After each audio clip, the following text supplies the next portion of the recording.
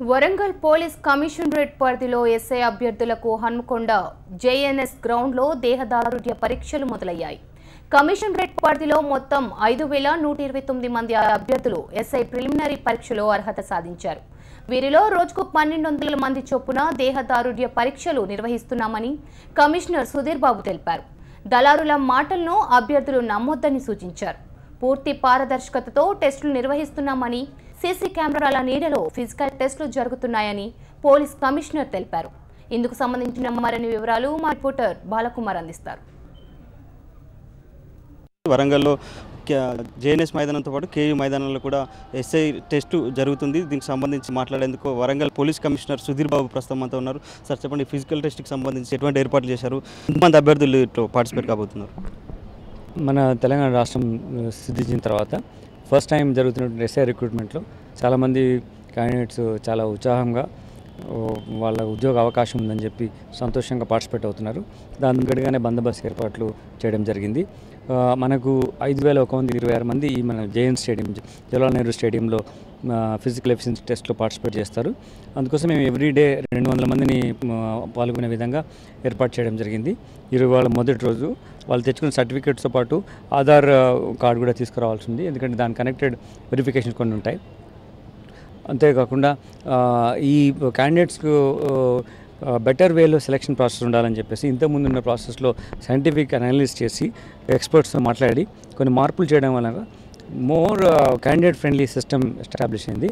ఇంతకుముందు 5 kilometre run ప్లేస్లో ఇప్పుడు 800 మీటర్ రన్ రావడం జరిగింది.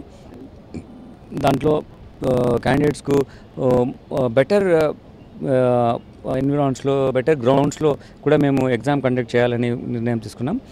మీకు తెలుసు, ఫస్ట్ మనం మన పోలీస్ పరేడ్ గ్రౌండ్లో పెట్టాం, కానీ ఆ 200 మీటర్ గ్రౌండ్ అని చెప్పి దీనికి 400 మీటర్ ట్రాక్ కావాలని చెప్పేసినప్పుడు ఇక్కడ కూడా మార్చాం. అంటే we are very friendly for the candidates their concerns.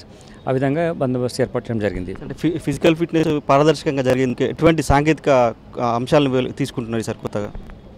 ఈసారి మనము ఫిజికల్ ఫిట్నెస్ టెస్ట్లు ఏవైతే పారదర్శకత ఉండడానికి కోసం మనం సీసీ కెమెరాలను ఏర్పాటు చేసుకోవడం జరిగింది. ప్రతి టెస్ట్ ప్లేస్లో సీసీ కెమెరాలను మనం ఫిక్స్ చేసాం. అవి మేము కొంచెం మానిటర్ కూడా చేసుకుంటున్నాం. ఎక్కడ ఏదైనా మాల్ ప్రాక్టీస్ ఉన్నా కానీ అది మాకు రికార్డులో ఉంటుంది.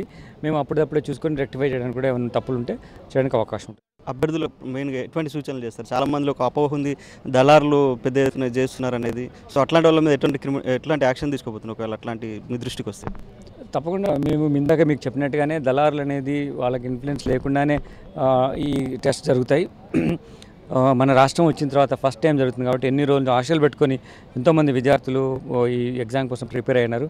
అహోరాత్రులు వాళ్ళు గ్రౌండ్లో వాళ్ళ చెమటోడ్చారు. దాని తగ్గట్టుగానే మీ రిక్రూట్మెంట్ ఉంటుంది, పారదర్శకంగా ఉంటుంది. ఎట్టి పరిస్థితుల్లో కూడా ఎటువంటి అపోహలు ఉండొద్దు. ఎవరైనా కానీ అటు చేస్తే మేము చట్టపరంగా క్రిమినల్ కేసు కూడా రిజిస్టర్ చేసి వాళ్ళని యాక్షన్ తీసుకుంటాం. Thank you very much sir. ఇది పోలీస్ కమిషనర్ సుధీర్ బాబు చెప్తున్నారు. వరంగల్ జిల్లాలో ఉదయం నుంచి చాలా ప్రశాంతంగా వాతావరణంలో ఎస్ఐ రిక్రూట్మెంట్కి సంబంధించి ఫిజికల్ టెస్టులు కొనసాగుతున్నాయి.